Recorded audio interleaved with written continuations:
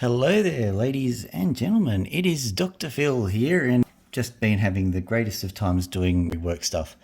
But I noticed that Phil from the Opal Mills has dropped a video. Now, I really like this guy, and so he was trying to cover a very hard topic. So, point number one, Opal Mills is good. Point number two, of course, Phil is a very good guy. And I thought I might actually just point out, YouTube is really hard to do. I've started doing YouTubey things, and being able to get all of the words out in the right order, really tough. And when you're under the pump, especially with a topic you're not quite familiar with, wow, that's tough. And so I really applaud Phil for having a crack at doing his video on light, which is probably one of the toughest topics you can try and do. It covers quantum physics, it covers like wave particle interactions, it does a whole heap of things. So he's heaps courageous for trying this out. And so if you give him a hard time, and I've written it down here, grrr, okay? He's done a great job with it, and I will hear no bad words said about that guy. But having said that, what I thought he did was he covered a couple of really good concepts, and there are a few more that I might actually flesh out for you. So what I'm planning this video to be is essentially something to stick with the video that Phil has just released. So I hope that you all understand this. This is not in any way competing with what he has just said. It's just clarifying a few simple little issues, and hopefully we'll all learn something. And once again, I am a scientician, but I do know a little bit about this because I've done satellite imagery and stuff like that. But basically it is hard. I've gotten all of this off the top of my head, so I hope I remember all of it. We'll see how we go. Over here, if you're very good and listen through the entire video, I've got some opals here. I was hoping these would actually be from the Opal Mills. I heard that he was actually sending a package my way, but this isn't. This is from another group. But we'll have a look at them, but only if we get through to the end of the video, okay? It's like handing out candy, not at all creepy. So let's talk about light in general. And we're talking about light in terms of how you look at opals. So let's get started and let's try and put our thinking caps in. What I will be saying is I accept it's hard, but it's also gettable. You can understand this. So let's just try our best. All right, so what is light? That's simple, isn't it? That's light. I was waiting a long time for that joke, so please laugh. I think it's a bit more complicated than just a little bit of a dot on a page. There's a lot of definitions that we have for light. There's the fact that it's a packet of energy. You could actually define light as that. You could actually define it as a particle as well. The word photon swims into existence at this point in time. We're not going to worry too much about what photons are. We're just going to say they're packets of energy. But one of the things we really need to focus on at the moment is the fact that light, as well as being a particle, and we're not going to worry about all the physics that's involved in this, but it's also a wave. You've got to understand that light is a wave, and that waves do weird things from time to time. We're going to have to understand what these waves are and what they do before we get the general idea of what's happening to opals. Here we go. Light as a wave.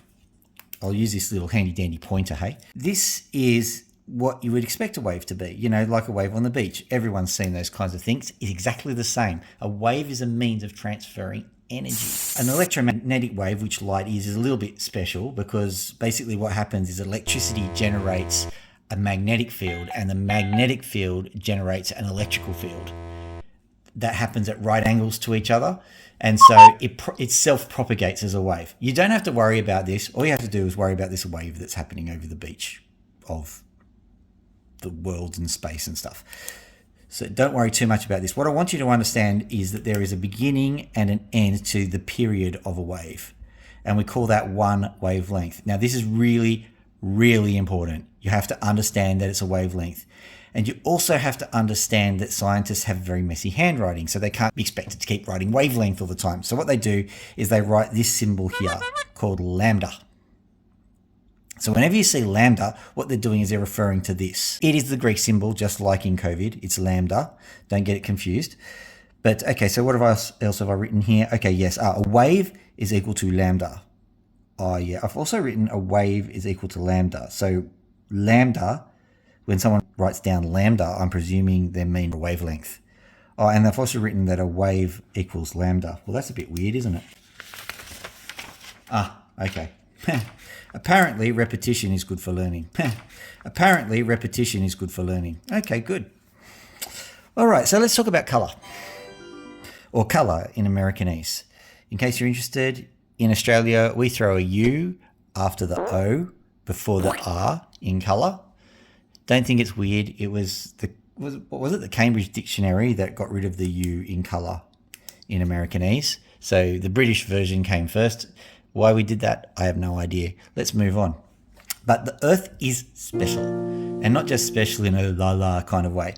The Earth has got all of these conditions for life, and one of these conditions for life is our atmosphere. The atmosphere lets us live, and that is good. I think so anyway.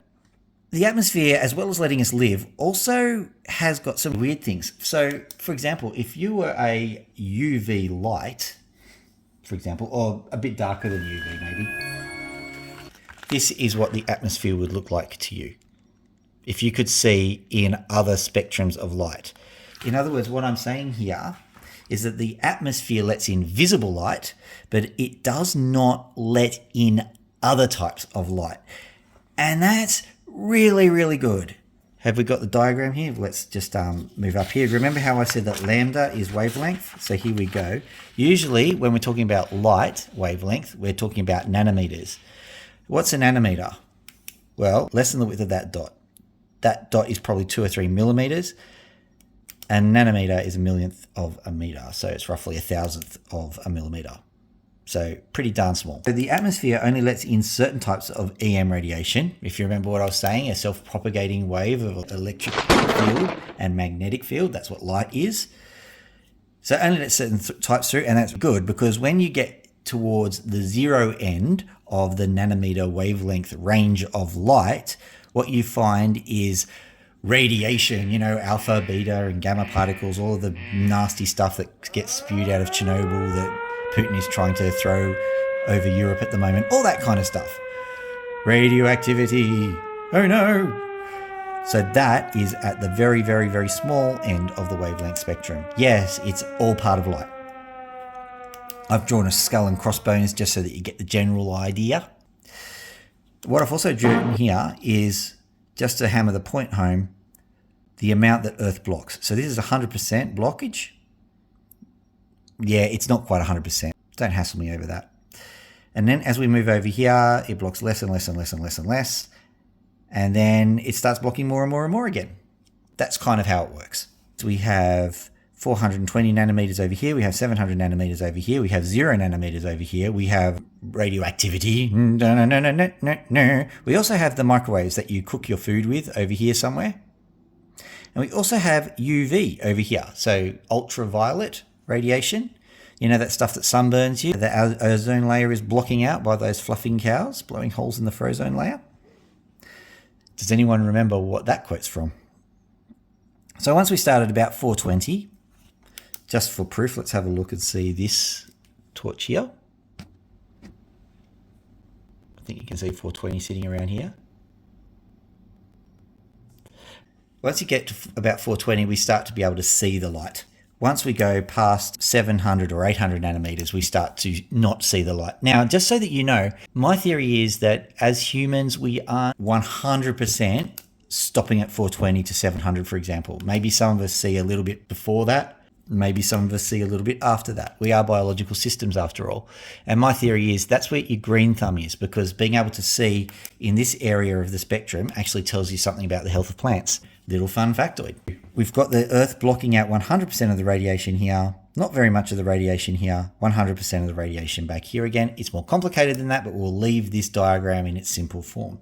Just so that you know, what that means basically is that all the other forms of radiation that potentially kill us, the Earth stops us from getting exposed to. In the smaller wavelength, this is important that we don't see in this range, because if we could see in ultraviolet, we'd be looking at things at ultraviolet and it would eventually wreck our eyes. What you'll notice is that bees and insects and some birds actually can see in the shorter wavelength spectrum. And I think that the reason why they can see in those spectrum is because they live shorter lives, and because of that, they can afford to have their eyes damaged a bit.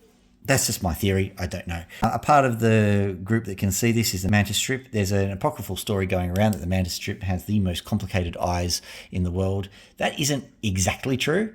It's got the best range of vision, maybe, and it's got all sorts of weird features in its eyes, but it doesn't necessarily have the most complex eyes. But one of the other things that you should be able to do is, and I might throw up a photo, you never know, if you look at a flower in the UV range, it looks completely different. Just an ordinary white flower. There's all sorts of shapes and swirls and patterns on there.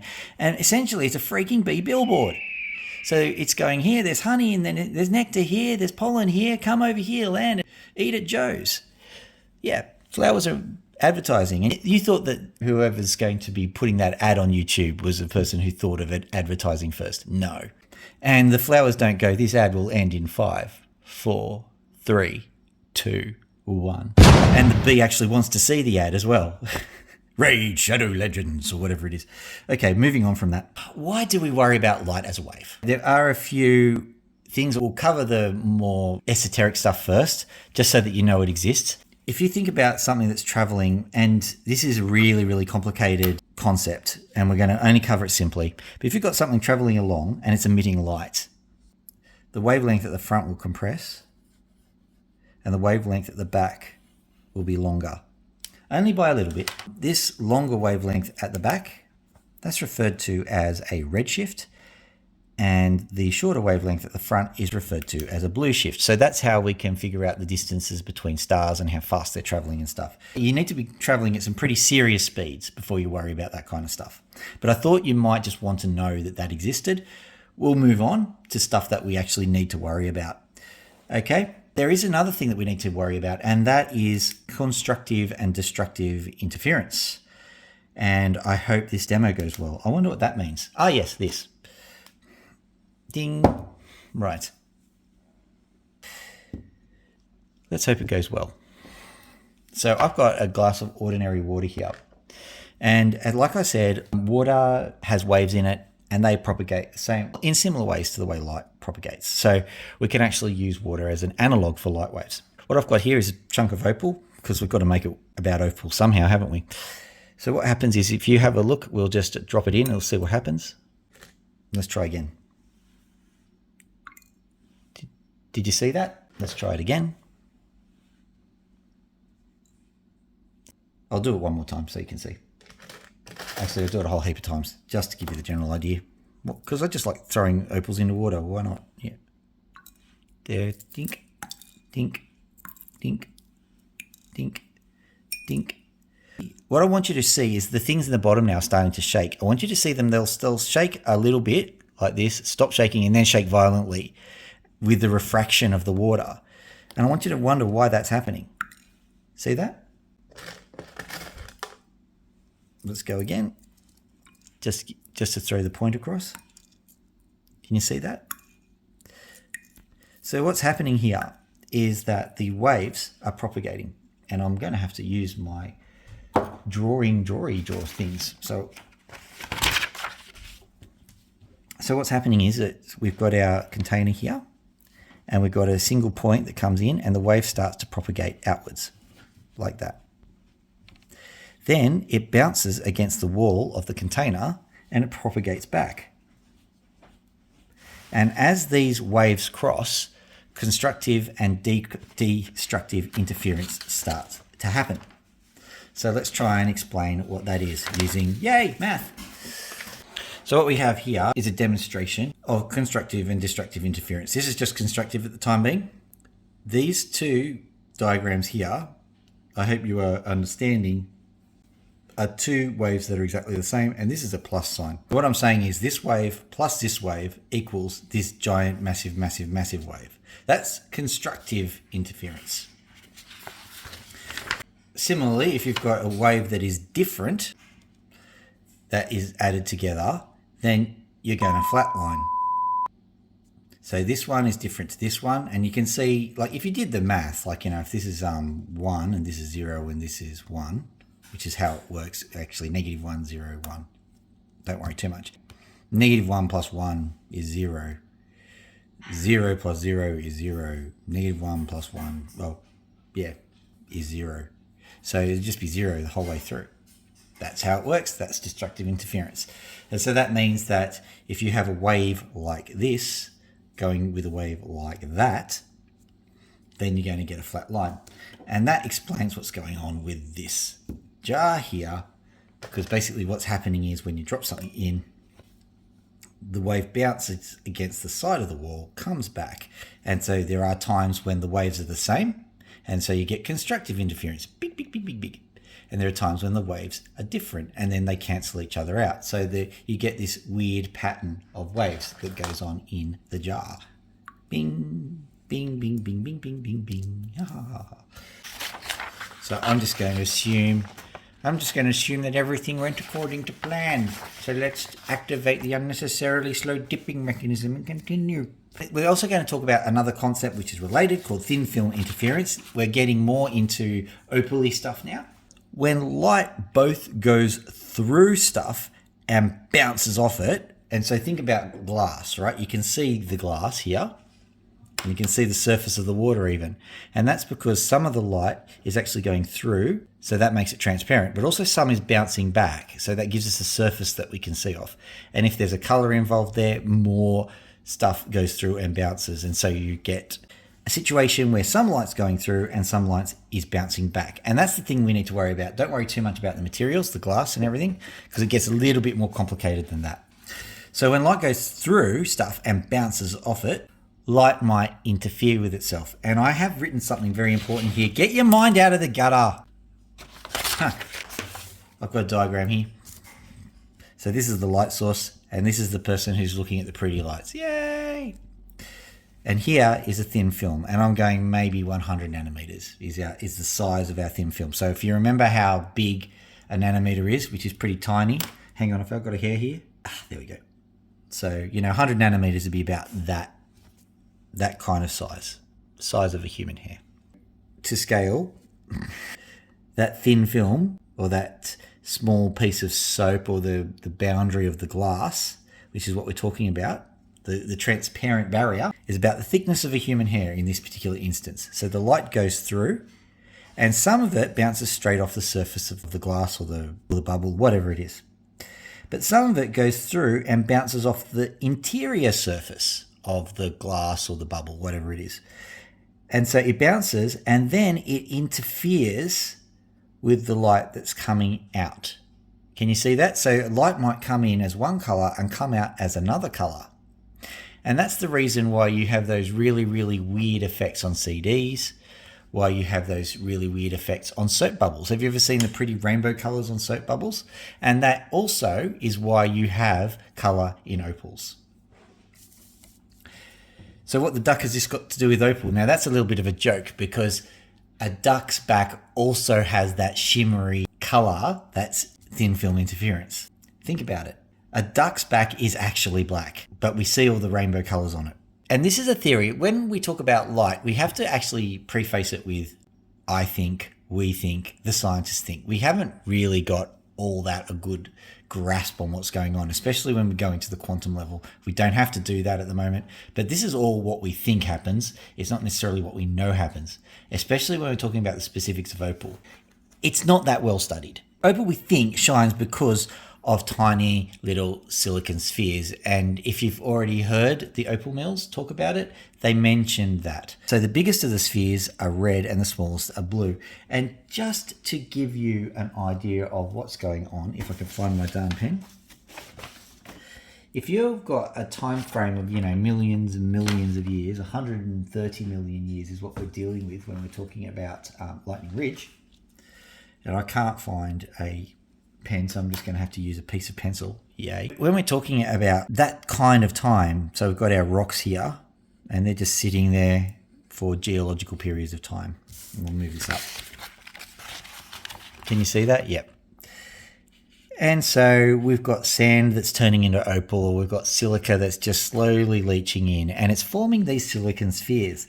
And the big ones, the big silicon spheres, will sink to the bottom very slowly, but they will sink to the bottom very slowly. And the small spheres will kind of float higher. Okay? So the smaller spheres, they are about 150 nanometers across, or thereabouts. And the bigger spheres are, 300-ish nanometers. Now, why is this important? Because of the thin film interference we were talking about before. You know that if light goes through and bounces off stuff, If you know that happens, you know that there might be some kind of interference that's going on. And yeah, these silica spheres, as far as we know, interfere with light. And here's how it works. So you have the light source, all of the light, all lambda, all wavelengths, go and hit this sphere. In this instance, it's 150 nanometers wide. Now that's important. What happens there is that through let's just say the sphere does this. The sphere interferes with the light. It gets rid of anything that isn't a multiple of 150. Now, if you multiply 150 by 3, you get 450 nanometers, and that is blue light. So if you're wondering what is going on with opal, why you get blue, that is the reason. And so if you wanted to figure out what the size of your spheres are, all you have to do is some basic math and just get your wavelength. For example, red, it's either 7 or 800, I can't remember. So depending on whether it's 7 or 800, it'd be either 200, 300 or 400 nanometers across. Now, the only little piece of convolution that happens, the only piece of interestingness that happens is the fact that I do believe, and I could be wrong about this, it's the first color that emerges. So for example, this is 150 nanometers. If you continue to add 150 nanometers to itself, 750, but it's the first one you get, the blue light that returns that way. That's as far as I know it works. I could be wrong about that, and we could be wrong about the whole silicon sphere theory anyway. Okay, so that's what happens. Look at the rest of the Opal Mills vid and see all of the pretty colors. There was something else that I was going to mention, and it's important. I may have to cover this in a different video though. Light as a temperature, light as a wavelength, and light as a frequency. All of these things are very similar concepts. Just so that you know, temperature is associated with light. So when you're looking at your LEDs and whatever else, they actually have a light temperature. The widest of light usually sits at 10,000 degrees Kelvin. Yes, and it genuinely is 10,000 degrees. Very, very bright. The sun shines at 6,000 degrees Kelvin. So if you want to get your general idea of what's going on there, that's how it all works. Now, once again, lambda, or the wavelength of light, also determines the color of the light. And it is similar to temperature. I'm not going to explain exactly how it's related, but basically, yeah, you can either express it as temperature or as wavelength. And the final thing is frequency. Frequency is how often the peak of the wave goes past a certain point. And so as the wavelength increases or decreases, you might know that light travels at the same speed no matter what. That means that the frequency will increase or decrease. So you can see how wavelength and frequency are related. The other thing that we need to remember is that we've got various ways of making lights. The first ones that we had were sodium lamps. The next thing were filament lamps. Now, basically, sodium and filament lamps, they're glorified fire. It's more complicated than that, but basically glorified fire. Fire, for reasons that I'm not going to explain, it has an awful lot of wavelengths of light in it. When we move on to other things like fluorescent tubes, which have got mercury vapor in them, and also when you're dealing with lasers like these guys here, also when you're dealing with LEDs and stuff like that, they actually are more efficient. And the reason they're more efficient is because they shine in the one frequency or wavelength. So that means that you're not getting the kind of coverage you're getting with this kind of light that I've got here when you're dealing with a laser or an LED. You're just getting bombarded with the one frequency of light. That's why they shine a lot brighter, but you can also understand why it's a bit of a problem if you're relying on multiple wavelengths of light to be bounced back or excluded with your opal to get the colors that you're dealing with. If you're using an ordinary light, you're going to, oh, that's a terrible opal. Let's find an opal that's not terrible. There we go. If you're using an ordinary light to get your opal essence, I'm just going to make sure I'm getting it. If you're using an ordinary light to get the opal essence, that's fine. But you might not get it the same way if you use one of these lights. But basically, because that's a single source of light, you're not going to get the same kind of opalescence you get when you shine another light source up on it. There we go. If you move the light source around, that works a lot better. There's also cation response. I'm not even going to worry about that. Fireworks, emission spectra, RGB. There's a whole heap of other things. Maybe that is a secondary video if you're interested in that. But let's just get into the opal unboxing now, hey? You've been good. If you've gotten this far, you've been very good. Let's just unbox some opals. So I'm going to zoom this back and we'll have a look. I've got my water here. Let's go. This was not from Phil, from Opal Mills, which is a bit sad. Maybe I'll get them tomorrow. This was from Opals. I bought a packet of like 16 carats and 160 carats, I do believe. But I do believe it's potch. So we'll have a look and see what it is. I only just remembered then I wasn't trying to, give you anticipation and then disappoint you. It does sound like that. At the end of the presentation, potch. I'll grab. I had a black thing here that I was going to use. Where is it? No, well, lost the black thing. We'll just use the packet that came with. That'll be good.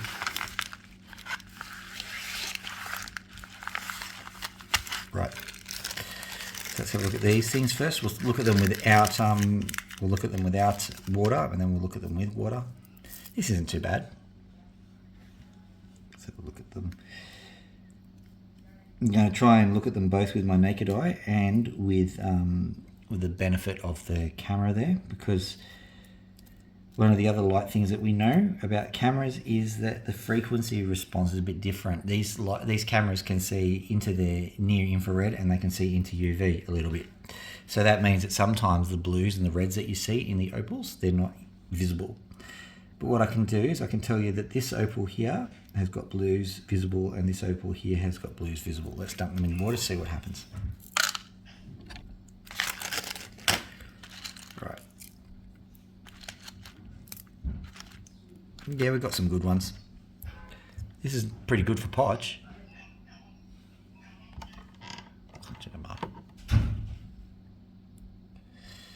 So this is pretty good for potch. I'm just trying to get the colours for you.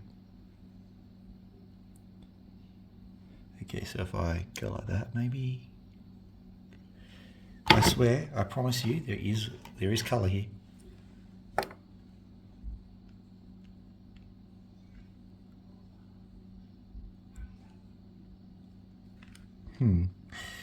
Not getting it easily, are we? Let's try moving the light and keeping the opal static.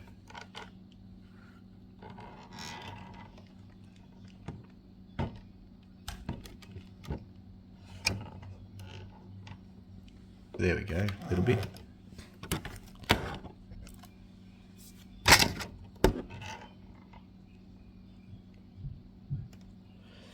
Try moving it this way. It's a lot of effort to get this potch to work, isn't it?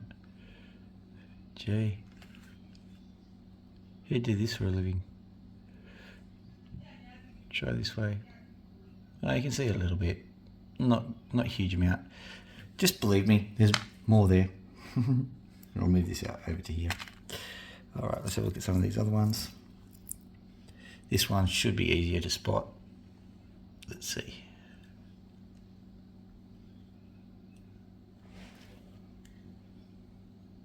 Yeah, I can make a nice little gem out of that one. I reckon if I knock the back off it, I reckon there's something there. Because there's a black potch sitting there. I reckon there's actually opal sitting behind it. Could be wrong. I was wrong once before. And now that thing's just shining away, honestly.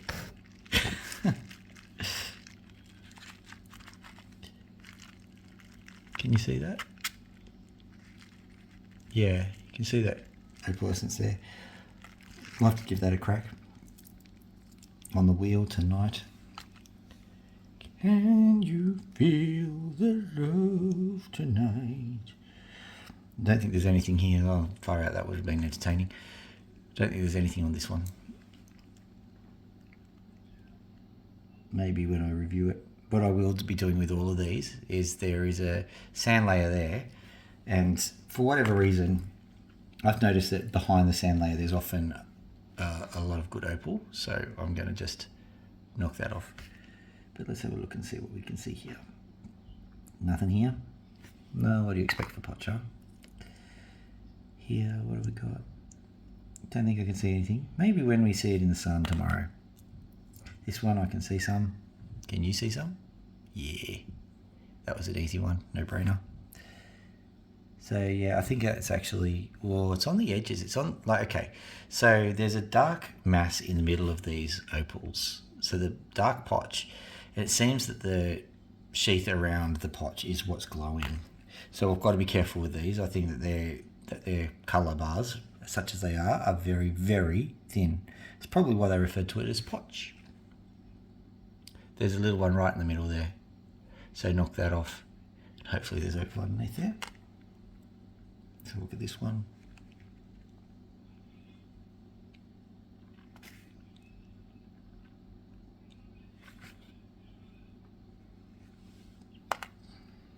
Nothing there. Get it there. Just trying to make sure that you can see. No, just dropped it in the water, which is a good thing, I think. Can't see any shining. In case you're interested, I think that these things, they look like they've just nibbled off the edge of a knobby with some nibblers or something. I do believe they do that.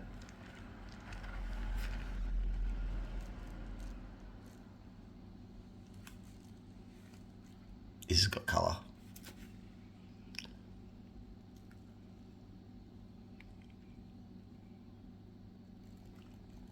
Try to see it in my viewfinder of my camera. Yeah, you can see it a little bit.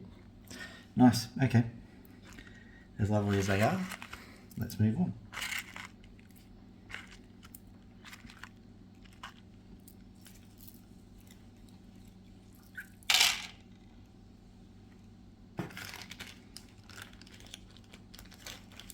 This is called Potch and Colour. We'll look at it dry initially. Okay, what have we got here? Yeah, this one's got a bit of colour in it. So look at a few other ones. Well, this one, they've tried to turn it into something, so I reckon when we dunk it in water we'll get something. Let's have a look at this one.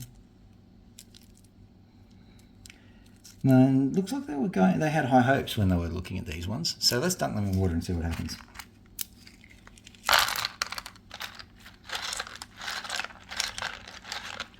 So as predicted, this one has got a lot of shine to it.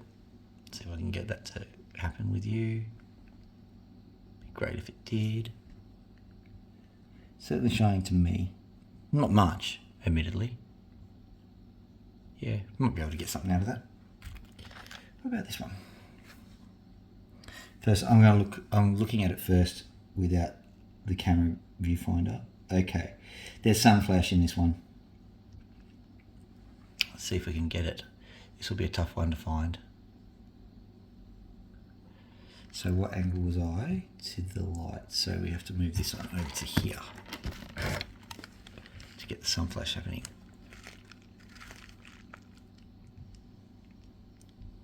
There we go, got it. Science, eh? All right, let's have a look at this one. I'm looking at it first, so you can see it under the light, no trouble, but for me to find the colour, I have to look at it myself. Can't see anything. Did the camera show anything? I can't see anything in the viewfinder. Don't think the camera does a very good job this. I wonder if I should try a different colour mode. Okay, let's have a look.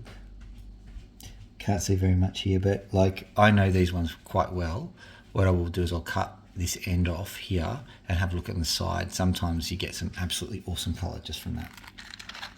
Let's have a look at this one. As long as you can see it, I don't mind. This one doesn't look particularly interesting, but once again, it's got a cap on it, so I'm going to take that cap off. This one intrigues me.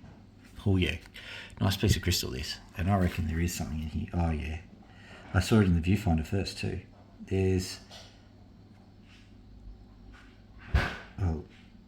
definitely green in there if you allow the green background to show. But there's a bit of purple, yeah. There's a bit of purple sun flash in this one, I think. See if we can see what you can spot here.